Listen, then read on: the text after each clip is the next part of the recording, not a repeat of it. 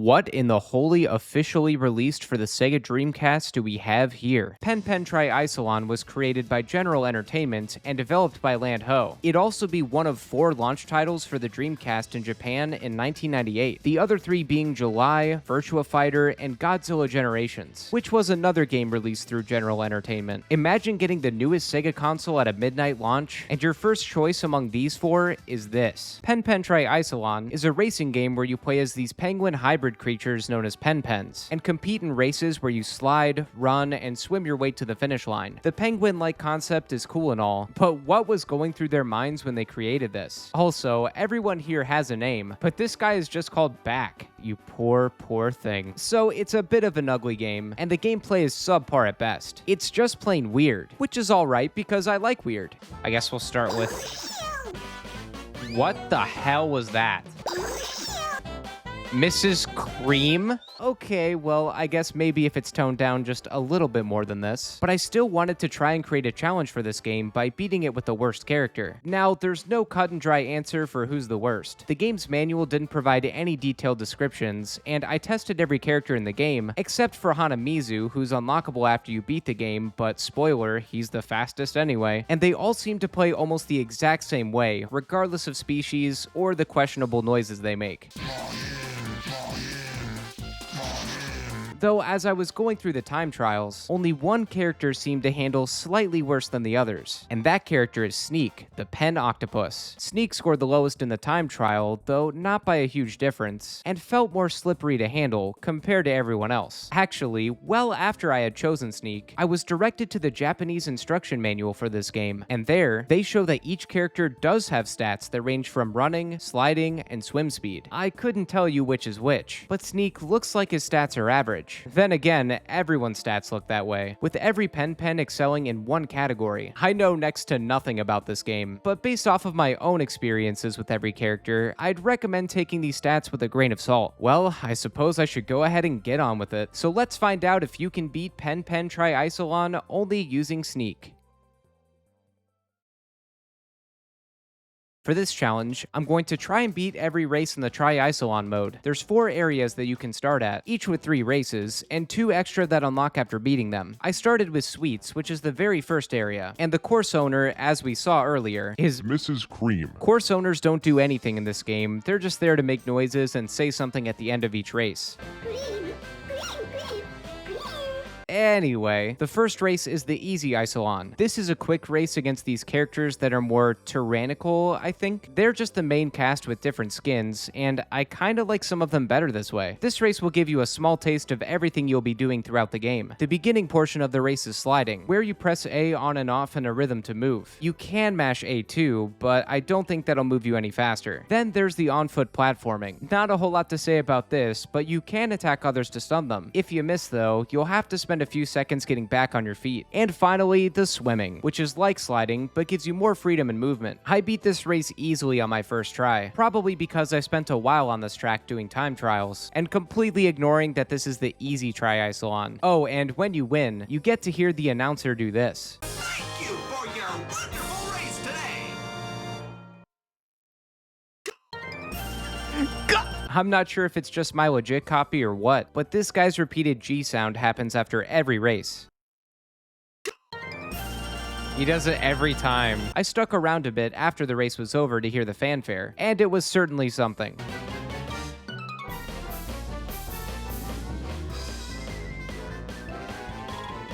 When you beat a race, you get a quick podium shot and are awarded a silver medal, along with an extra costume for the Pens. The middle Icelon is up next. It's the same track as the easy one, but adds hazards you have to get through and an extra pen to the race. The main hazards are these windmills that blow you away, and there isn't a whole lot of direction on how you can combat them. What the hell is going on? What the hell is going on? I ended up just brute forcing my way into the snow. While I was a little behind, I caught up quickly thanks to these balls that slowed everyone down. The rest of the race was easy as pie after that. Before the long Icelon, I hooked Sneak up with some blue suede shoes and we boarded the plane back to the sweet course. The long Icelon adds another pen and extends the track with the slide portion at the end. It was still pretty easy, probably because I was now on my 3rd playthrough of this race. The hardest part continued to be with the windmills.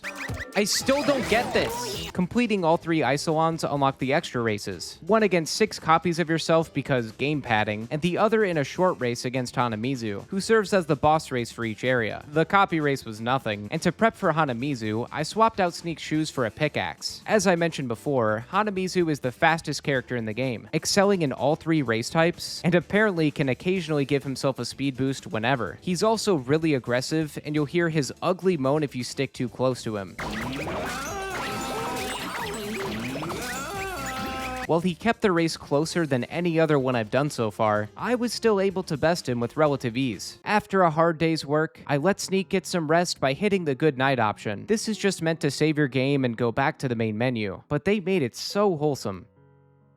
And then they ruined the wholesomeness in the jungle area with this course owner. 1998 sure was a time to be making characters like this and naming them Unga Pogo. I'm just gonna go ahead and replace this guy with the hit studio album Diamond Life by Sade, because racism is bad and this album is really good. As you can see here, this is about where the game started to lose me a bit, but we can talk more about that later. For now, I have a race to win. The easy Icelon started out with sliding through a village, then transitioned to the water, where you'll see some dinosaur bones and this giant monster. Then it finishes out with some platforming in a cave to the end. Same rules apply here as you progress. The middle and long Icelons add more pen-pens and hazards. The hazards include snowmen, fish, bats in the cave, along with crystals, and the main one being in this room where you get spun around in. This sucked even worse than the windmills, and had me further questioning my decision to play this game real quick. In the long version of this race, the track extends with another sliding portion, introducing us to this icy area where the Sesame Street, Smiling Friends looking characters lay neck deep in the snow. The jungle was a bit more annoying than the sweet area.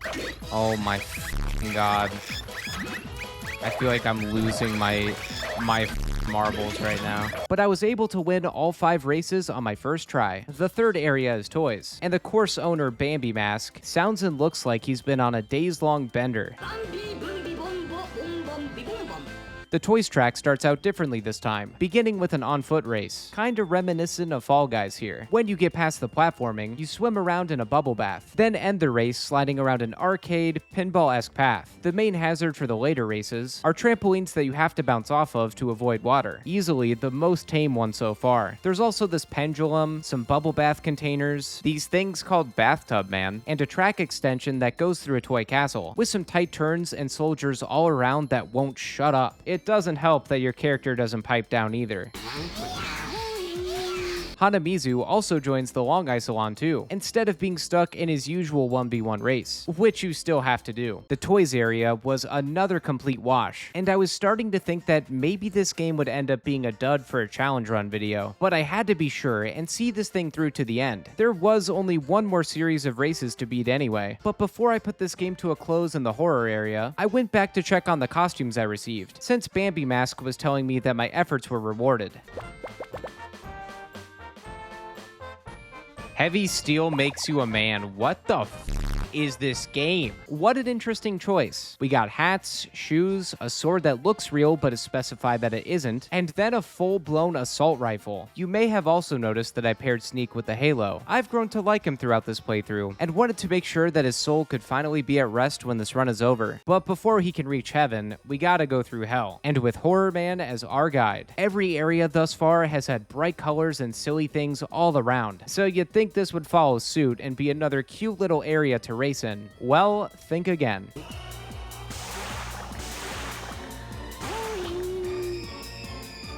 Between the skeletons hanging, some agonizing scream mixed in with this area's song, a busty ice cream lady, assault rifles, and goddamn Unga Pogo, I can't believe that this game was given an E rating. 2026 would have slapped an E10 on this so quickly. Leaving the catacombs, we swim through haunted waters with sunken ships and finish off at a haunted house and village. Again, and for the final time, the longer race hazards include some skeletons that you can run into and destroy, some of them being in silly poses, electric jellyfish in the water, and the the house and village having some ghoulish things happening all around. Oh yeah, the track extends too with more sliding. How original. The main hazard zone has hands coming out of the green water. Reminds me a bit of the hand from Majora's Mask. Quick little fact about this area. The water was censored in the US version. In the Japanese release, it's red, likely to make it look like you're wading through blood. For the 4th area in a row, I won each race on my very first try. Within the blink of an eye, Pen TriIcelon was done, and I was deeply unsatisfied. The lazy end credits didn't help. All the Pens plus this thing in a pre-rendered hilltop park doing their little dances. What an experience. At this point in time, I assumed the game was over. I honestly didn't want to have anything else to do with it anyway, but after this stream, I received a comment to return to the TriIcelon because the work wasn't finished yet. Remember those silver medals that you get for winning a race? Well, beating them again will give you a gold one, and another costume to add to the wardrobe. The catch is that now, all of the Pen shed their tyrannical skin and start racing for real. Apparently, the ragtag-looking characters that we've been racing against were slower versions of their tried and true selves. Could this have been the challenge I was hoping it'd be all along? The short answer is no. No, it wasn't. The races are definitely more challenging, I'll give it that. I even lost a couple of them, but that was more so at the fault of the hazards.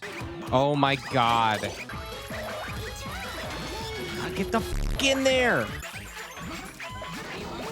Jeez. Overall, it wasn't much different than just playing through the first time. This is just a bonus with some lightly sprinkled difficulty on top to give you a reason to unlock all the costumes. So after another few hours of playing every single track for a second time, I reached the end credits again and proved that you can beat Pen TriIcelon only using Sneak. Thank you all so much for watching. This ended up being a lot shorter than I was expecting, though I have plenty to say about this game. First off, I'm pretty positive that this can be beaten with anyone. Despite my time trial tests, it's not quite a game that fits the challenge run criteria. There were some moments, and Squeak had some slippery handling, sure, but he was clearly more than a match for the competition at hand. So then why make a video on this game if it was pretty much a complete stomp the entire time? Well, I mean, just look at it. I couldn't see this whole thing through and not talk about it. To give credits, the concept is interesting. Weird penguin creatures racing around in a wacky world with the race type switching up throughout the tracks. If anything, it's ambitious, but like, I'm still asking myself what Pen TriIcelon was even trying to be. The Pens themselves are ugly, but do have some kind of charm outside of their strange sounds and moans. But then you get to the course owners, and it's just, why? Then the races. Oh dear lord, the races. I loved replaying through the same boring tracks 5 times in a row, with some occasional differences here and there. And to do it all over again with the only reward being costumes that don't do anything? Hell yeah, why not? While there is criticism to be had, it's important to know that Pen TriIcelon apparently had a rush development to make sure that it released in time for the Dreamcast launch. So in a way, that makes me feel a little bad for the developers. You can tell that there was an honest attempt to try something new, and maybe it could have worked if they had more time. For what it's worth, it'd make for a short fun time with friends. It kind of feels like it'd give off that Mario Party minigame vibe if you had a few people to race against. As it is by yourself, I could only say that it's one of the experiences of all time. Be sure to hit the like button if you enjoyed this video. Also, I stream all of my challenge runs live on my Twitch channel and here on YouTube. If you'd like to check that out, be sure to subscribe or follow me on Twitch. The link to my Twitch channel, along with links to my other social media accounts, can be found in the description. If there's a challenge run you'd like to see, you can also check out the description for a direct link where you can submit your ideas. Thanks again for watching, everyone. See you in the next video.